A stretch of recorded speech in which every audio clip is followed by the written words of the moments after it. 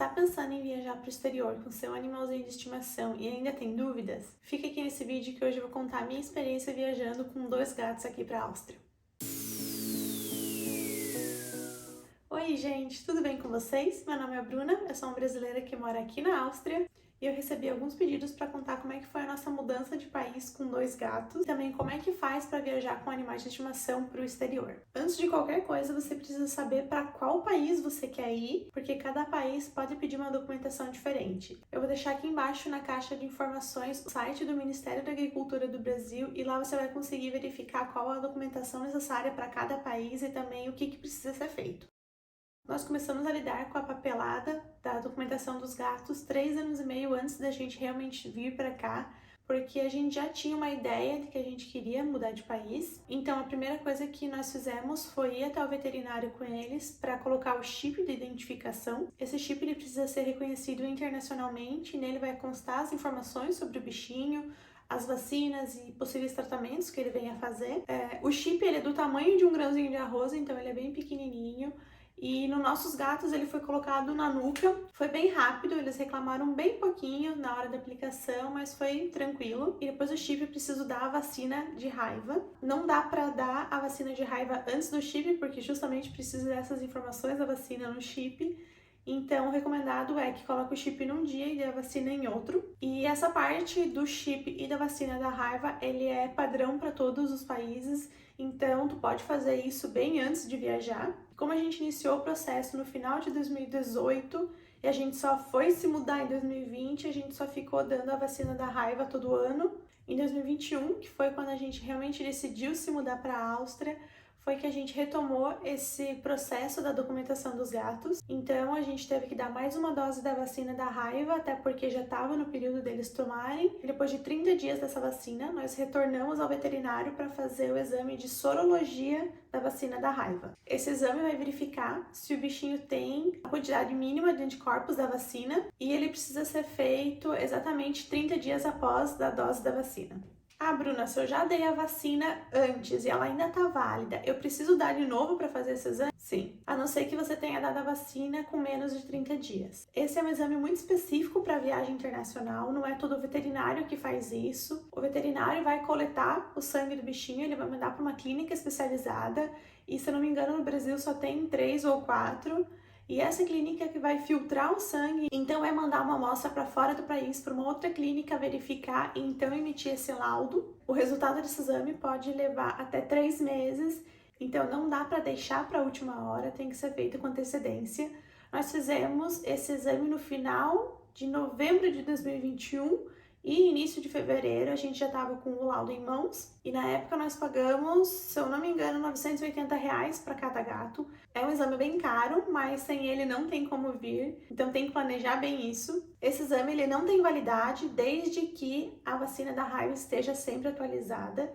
Mesmo que o laudo saia antes dos 3 meses, não é possível viajar com o bichinho antes, porque o outro documento, que é o Certificado Veterinário Internacional, só pode ser solicitado 3 meses após a coleta do sangue para esse exame de sorologia. E esse certificado ele é emitido pela Vigiagro, que é um órgão do governo, e ele tem validade de 10 dias. Ou seja, vai ter que solicitar isso quando tiver com a data da viagem já certa. E hoje é possível enviar toda a documentação que eles solicitam através do site do gov.br, mas antigamente tinha que levar tudo isso em mãos até a unidade da Vigiagro. Hoje em dia está muito mais facilitado porque não é toda a cidade que tem essa unidade, então pela internet é bem mais tranquilo. E toda a documentação que eles solicitam para emitir esse certificado, eu vou deixar aqui embaixo também o site que vocês conseguem conferir tudo. Em até 48 horas esse certificado fica pronto. O prazo para juntar toda a documentação e para fazer todo esse processo para viajar com o bichinho, ele é apertado. Então precisa ter muita organização, muito planejamento para não deixar faltar nada, para não esquecer nada. Eu sei que para cachorro tem países que solicitam um tratamento antiparasitário e ele deve ser aplicado horas antes de embarcar, mas no nosso caso, como era gato, não foi solicitado nada disso. Somente mesmo o chip, a vacina da raiva e o exame de sorologia. Desde que a gente decidiu sair do país, deixar os gatos nunca passou pela nossa cabeça, nunca foi uma possibilidade.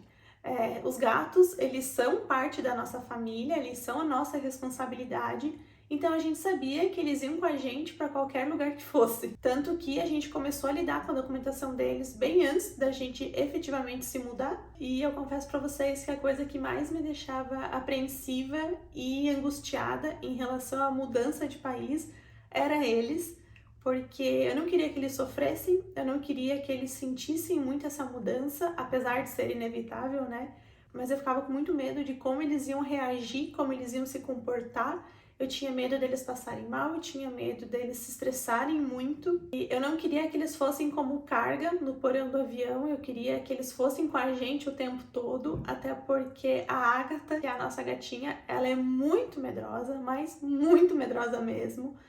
Nós pegamos ela numa ONG com 3 meses e ela sempre foi medrosa, ela demorou muito tempo para se acostumar com a gente, ela demorou muito tempo para se sentir em casa, tanto que com o Daniel ela só foi ficar confortável com ele durante o período que ele ficou fazendo home office nesses últimos 2 anos, e eu sabia que se ela fosse no porão como carga, ela iria regredir tudo aquilo que a gente está trabalhando nela para ela melhorar. E eu também ia conseguir ficar mais tranquila se eles estivessem com a gente o tempo todo, porque assim você consegue ver como é que eles estão, consegue saber como é que eles estão. Então, só de pensar na possibilidade deles irem como carga já me deixava muito mal. Eu pesquisei em praticamente todas as companhias aéreas sobre viajar com gatos, sobre a medida da caixinha, sobre como que era viajar no porão e também qual era o peso máximo para o bichinho viajar na cabine.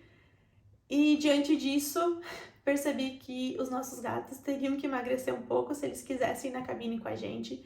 Eles são 2 gatos grandes mesmo, e até a data de viagem eles perderam 1 quilo, então conseguiram embarcar com a gente na cabine. E eu consegui ficar um pouco mais tranquila em relação a viajar com eles. Sobre a caixinha de transporte, como eles iriam na cabine, precisaria ser uma bolsa flexível, porque ela precisa ficar embaixo do banco da frente. Nós acabamos comprando a bolsa mais barata que a gente achou na Cobase, que é essa daqui. Ela é bem molinha, flexível, e o fundo dela é rígido, tem uma madeira, mas se você tira essa madeira ela fica completamente mole. Nós não queríamos gastar tanto dinheiro com bolsa porque eles usam muito pouquinho, então a gente investiu nessa daqui, se eu não me engano custou 120, 130 reais cada uma, a gente precisou de 2. E nós também acabamos comprando esse Feliway, que é para ajudar os gatos a ficarem mais tranquilos, ajudar eles a ficarem mais confortáveis com situações de estresse e mudança também. É um produto caro, a gente pagou 190 reais, frasquinho de 60 ml, mas dá para ver que ele rende bastante. E nós utilizamos 2 semanas antes da gente se mudar, a gente espalhava pela casa, a gente espalhou pela bolsa de viagem deles também, e a gente espalhou em 2 peças de roupas que foram dentro da caixinha com eles, eram roupas que a gente usou e a gente deixou na caixinha para eles ficarem sentindo o nosso cheiro o tempo todo, junto com isso daqui. E a gente espirrou algumas vezes também no aeroporto dentro da caixinha de novo, para ver se ajudava eles a ficarem um pouquinho mais tranquilos. Mas para ser bem sincera, eu não sei se isso ajudou no voo, mas eu senti que ajudou na adaptação da casa nova. Assim que a gente chegou, a gente borrifava isso várias vezes por dia na casa inteira, e a adaptação deles foi muito tranquila e bem rápida também. 2, 3 dias eles já estavam super adaptados com o apartamento. Esse produto aqui contém um odor parecido com o odor que os gatos têm nessa região aqui, então por isso que dizem que eles ficam mais tranquilos. Sobre o voo, nós viajamos com a TAP. Infelizmente, nós tivemos um problema antes de embarcar. As nossas passagens foram compradas através de uma agência de viagem 1 semana antes da gente embarcar.